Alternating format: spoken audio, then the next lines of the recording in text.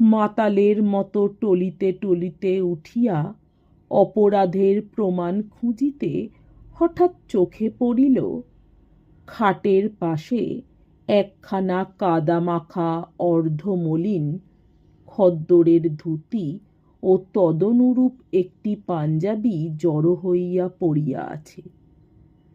বেত্তাড়িত পশুর মতো পুলিশের তাড়া খাইয়া যে ছেলেটা গত রাত্রে কয়েক ঘণ্টার জন্য এ ঘরে আশ্রয় লইয়াছিল, সে যে নিজেকে নিরাপদ করিতে এক ফাঁকে পরিচ্ছদগুলা বদলাইয়া লইয়াছিল, সেই খবরটাই মমতার জানা ছিল না।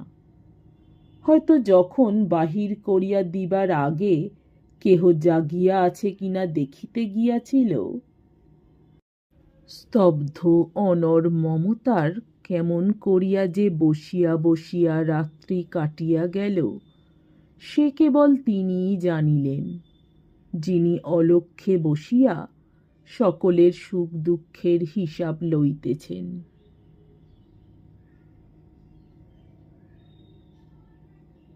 রুদ্ধশ্বাস বিজলি শুনিতে শুনিতে চমকিয়া উঠিল।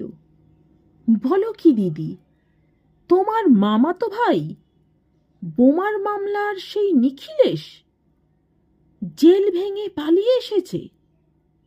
হ্যাঁ। বিজলি বড়জাকে দুই হাতে জড়াইয়া ধরিয়া কাঁদিয়া উঠিল। কেন তুমি চুপ করে থাকবে দিদি? কেন সবাইকে বলবে না বুঝিয়ে? শুধু শুধু নিজেকে শাস্তি দেবে? মমতা শুষ্ক হাসি হাসিল। সে কাল হলে বলতাম মেজবউ, আজ আর হয় না। কেন দিদি, হয় না কেন দিদি? ধর্ম কি নেই? এই অবিচারটা স্বচ্ছন্দে চলে যাবে? তবে চল, তোকে উকিল খাড়া করে কর জোরে ন্যায় বিচারের প্রার্থনা করি গে। হে তো দুঃখেও ঠাট্টা তামাশা আসে দিদি? ধন্যি বটে, ভূতেই পেয়েছে তোমায়।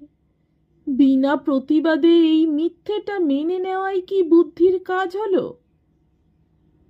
কোনটা সত্যি কোনটা মিথ্যে বুদ্ধি দিয়ে বিচার করা সবসময় সহজ নয় মেজবউ। এতদিন যাকে পরম সত্য বলে জেনে এসেছি, দেখছি কি মিথ্যেই সেটা। আজ যদি মিথ্যেটাই সত্যি হয়ে দাঁড়ায়, ক্ষতি কি? ক্ষতি তোমার